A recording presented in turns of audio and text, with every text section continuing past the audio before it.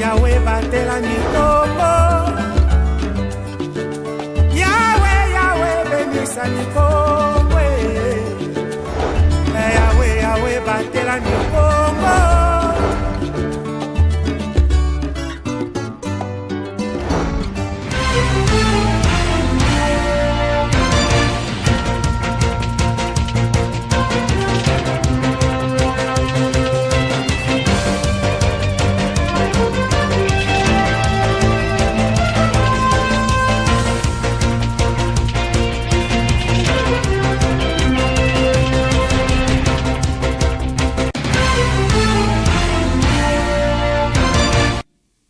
Vous êtes nombreux devant vos postes téléviseurs. Mesdames et messieurs, bienvenue dans cette édition du journal sur ma bannière télévision. Ouvrons cette session d'information par ces communiqués de presse. Le gouvernement provincial a lancé une bourse d'études universitaires pour l'année 2022-2023 pour le développement du Congo central. Suivez la lecture de ces communiqués de presse par nos confrères de la RTNC Congo central. Le gouvernement provincial du Congo central a le réel plaisir d'informer l'opinion tant nationale que provinciale qu'il procède au lancement de la bourse provinciale d'études universitaires pour le développement du Congo central, édition 2022-2023.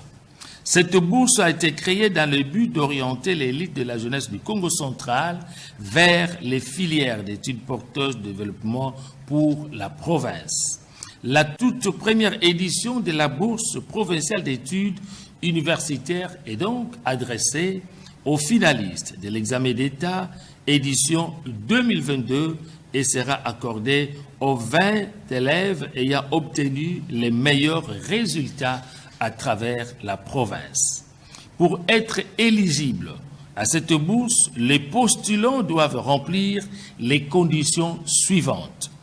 Avoir réussi à au moins 75% à l'examen d'État 2022. Manifester l'intérêt pour l'une des filières concernées. Réussir au test de sélection finale.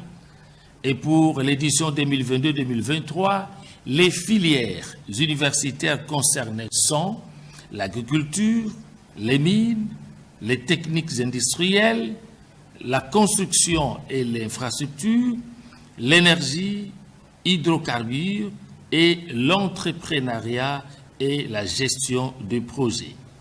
Les bénéficiaires de la bourse seront envoyés dans les meilleures universités congolaises disposant les filières d'études précitées. Toutes les informations complémentaires ou supplémentaires seront communiquées par la voie de presse et voie officielle dans les tout prochains jours. Fête à Matadi, le 26 août 2022, Dr Guy Bandundungidi, gouverneur de province du Congo central. Poursuivant sa tournée de présentation des civilités aux membres du gouvernement du Congo central, le directeur du programme de ma bannière télévision et FM, Génie Chambouyi Batubenga, a rencontré ce vendredi 26 août 2022 le ministre provincial en charge de l'agriculture, pêche, élevage et développement rural, Antoine Dimelo dit Lukumbo. Plus de détails avec Roger Emissamou. Suivez. Pour la troisième journée de présentation des civilités auprès des membres du gouvernement Guy Bandundungidi, le directeur des programmes de ma bannière télévision FM, Génie Chambouyi Batubenga, a été reçu ce vendredi 26 août 2022 au ministère de l'Agriculture, Pêche, Élevage et Développement Rural en Kalankala dans la commune de Matadi. Des échanges très fructueux avec le patron de ce secteur, le ministre Antoine Wilfried Dimelo Lukumbo, qui n'a jamais ignoré la nécessité de travailler en synergie avec la presse en vertu du devoir de redevabilité envers la population. Le directeur a enfoncé une porte qui était déjà ouverte. Quand j'ai fait la tournée de mes services, nous avons invité ma bannière télévision parce que nous avons le devoir de redevabilité devant notre peuple. Et le gouverneur lui-même, quand il est arrivé, il a annoncé ça à la presse, à la population, que tout ce que nous devons faire sera connu. Il ne pourra être connu que à travers la presse audiovisuelle. Nous sommes satisfaits de la proposition et nous allons nous référer à la hiérarchie pour pouvoir signer le protocole d'accord qui nous a proposé.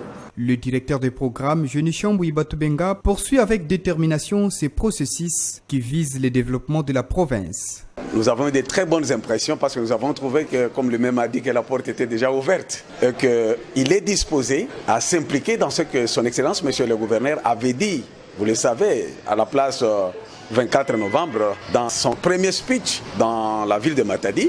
Il avait bien dit qu'il va régulièrement informer à la population ce qui se passe. Nous allons vraiment accompagner ce ministère pour que notre population puisse s'impliquer parce que c'est en ce moment qu'il y a le démarrage pour le développement du Congo central. Le développement étant l'affaire de tous, Mabanière Télévision, à travers cette démarche, incite la population à s'approprier du programme d'action du gouvernement provincial pour sa concrétisation.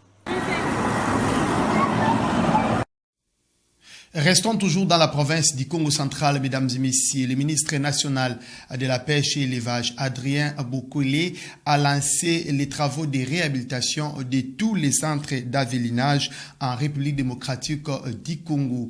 La cérémonie officielle, ou sinon la cérémonie de lancement a eu lieu dans la cité de Kazangulu au Congo central. Les détails dans ces commentaires signés Pacifique Mwanda. La République démocratique du Congo pose les jalons pour quitter la dépendance des autres nations pour l'approvisionnement des poissons. Le ministre national de la Pêche et Élevage, Adrien Bokoulé, a procédé au lancement des travaux de réhabilitation des centres d'alévinage sur toute l'étendue du territoire national. La cérémonie du lancement de ces travaux de rénovation s'est déroulée dans la concession du centre d'alévinage et formation pour les pisciculteurs de la cité de Kasangulu, chef-lieu du territoire qui porte le même nom. Le gouvernement congolais est plus que déterminé de créer des centres pour l'élevage des alevins pour réduire les taux d'importation des produits surgelés en République démocratique du Congo. Sur place, Adrien Bokoulé a donné les mobiles de son déplacement dans cette partie de la province. Le gouvernement a pour objectif essentiel la relance de la production de manière globale, que ce soit la production halieutique, que ce soit la production aquacole et pastorale. Vous avez visité ce qui a été fait, parce qu'on a commencé par les achats. Nous avons déjà acheté les strideuses et puis les mélangeurs pour la fabrication des aliments. En plus de cela, on va devoir construire les closeries. Et puis, on va continuer avec la réhabilitation des étangs et je suis sûr que dans les 6 mois à venir, Kasangulu va être un grand centre de diffusion des alevins et de production de poissons. Parmi les sites retenus pour rénovation, on note les centres de Tchinjou au Kasaï oriental, le centre de Nyakendera au sud Kivu, les centres Nzinda au Kwilu, les centres Kandolo dans la Tchopo, les centres de Kwinza au Kwango et celui de Katwishi au Kasaï central. Quittons le Congo central pour nous rendre à Kinshasa. Mesdames et messieurs, le président de la République, Félix-Antoine Tshisekedi Tshilombo, a présidé la réunion du 66e Conseil des ministres. Prenant la parole, le chef du gouvernement a articulé sa communication sur 4 points, notamment l'instruction qu'il a faite à la cellule climat des affaires pour le développement du tableau numérique des suivis et évaluation du degré de satisfaction des opérateurs économiques en RDC. Suivez l'extrait de ces conseils des ministres lu par la ministre de la Culture et Art, Catherine Katundu Fourara. Le président de la République, chef de l'État, a articulé sa communication autour de 4 points ci-après. De la mise en place des indicateurs locaux de perception du climat des affaires. Le président de la République a rappelé au Conseil qu'il suit de manière la plus attentionnée les efforts allant dans le sens d'améliorer le climat des affaires en République démocratique du Congo, tant pour les investisseurs locaux qu'étrangers. La cellule climat des affaires de la présidence de la République a été instruite de développer, en plus du tableau numérique de suivi-évaluation des réformes, un autre outil pouvant permettre d'évaluer périodiquement les degrés de satisfaction des opérateurs économiques face aux réformes et autres pratiques liées au climat des affaires. Il s'agit du baromètre national sur le climat des affaires qui va lancer officiellement dans les prochains jours à la faveur d'une table ronde économique.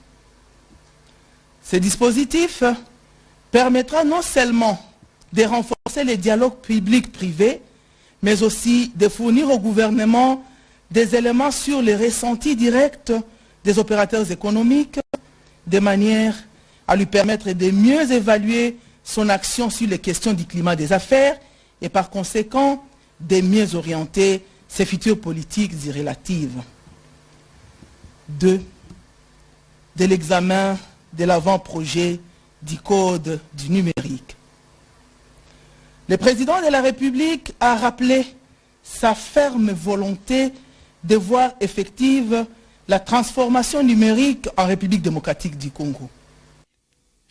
Réunis autour du ministre d'État, ministre du Plan, Christian Mwando Ntimba, les PNID, la CFF, le BCECO et le ministre national en charge de la communication et médias, Patrick Mouyaya, pour réfléchir sur la politique des communications du programme du développement à la base des 145 territoires. Ces assises se sont déroulées à Kinshasa, la capitale congolaise. Suivez. Étudier des stratégies de communication du programme de développement local de 145 territoires, tel est l'objectif de la réunion tripartite tenue à Kinshasa par le ministre d'État en charge du plan Christian Mwando Ntimba. Les patrons du plan en République démocratique du Congo a réuni autour d'une même table les agences retenues pour l'exécution de ces projets, notamment les programmes des Nations Unies pour le développement PNUD, le Bureau central de coordination BCECO, la cellule financière des États fragiles CFF et le ministre de la Communication, Médias et porte-parole du gouvernement, Patrick Mouyaya. Ces personnalités de marque ont réfléchi pour une mise en place d'une politique de communication pour vulgariser les actions de ces gigantesques projets du gouvernement d'Ide Wario. Cette réunion qui ouvre la voie à plusieurs autres qui permettra de commencer une véritable campagne de communication pour une compréhension et une appropriation du programme. De toute évidence, lorsque vous voulez faire un projet si ambitieux pour un pays grand comme la République démocratique du Congo, ce qu'il ne faut pas faire, c'est aller dans la précipitation. Il y a eu évidemment une distance entre le moment où nous avons commencé à en parler, mais aussi le moment où nous devons faire des études pour avoir les vraies réalités. Il fallait être en mesure de faire la partie théorique, notamment avec les études. Notons qu'une réunion technique est prévue dans le futur. Ces assises vont réunir cette fois-ci toutes les parties prenantes et le ministre de la Communication et Médias, Patrick Mouyaya. Cette réunion aura pour objectif de définir une stratégie commune pour la visibilité du PDL 145 territoires. Parlons sport, mesdames et messieurs, on va déboucler complètement cette session d'information. Le Cameroun accueille ce dimanche la première opposition entre la RDC et le Tchad, match comptant pour les éliminatoires du CHAN Algérie 2023. Pour rappel, la RDC est un pays habitué de cette compétition, mais le Tchad est à la recherche de sa première participation. Plus de détails avec Riva Ntiala. Suivez. Aller en Algérie passe par écarter la sélection nationale à prime messieurs du Tchad. La première de la double confrontation Tchad-République démocratique du Congo se joue ce dimanche 28 août à Yaoundé pour le compte des éliminatoires du championnat d'Afrique des Nations 7e édition Algérie 2023. Fort de ses 5 participations dans la compétition en 6 éditions déjà jouées, la République démocratique du Congo a l'ambition de soigner ses statistiques en y allant pour la 6e fois. Si les Léopards sont habitués à jouer cette compétition, c'est tout le contraire pour leurs adversaires. Les Sao courent derrière une première participation au championnat d'Afrique des Nations. La rencontre Tchad-RDC se joue le même jour, ce dimanche 28 août, avec le face-à-face Tanzanie-Ouganda, l'Angola contre le Sud-Soudan, la République centrafricaine opposée à la République du Congo, le Ghana face au Nigeria dans les chocs de l'ouest de l'Afrique, le Togo contre le Niger, la Guinée équatoriale aux prises avec le Cameroun et l'opposition Sierra Leone-Mali. Le deuxième acte entre toutes ces nations est prévu le dimanche 4 septembre 2022. La phase finale du CHAN, elle, est prévue du 8 au 31 janvier 2023 en Algérie. Recordman de participation avec l'Ouganda et le Zimbabwe avec au total 5 participations. La RDC se positionne aussi sur le toit du continent avec le Maroc grâce à ses 2 succès en 2009 et en 2016. Mesdames et messieurs, nous sommes arrivés complètement à la fin de cette session d'information. Merci de l'avoir suivi et surtout bonne suite des programmes sur les antennes de Ma Bannière Télévision. D'ici là, portez-vous bien et au revoir.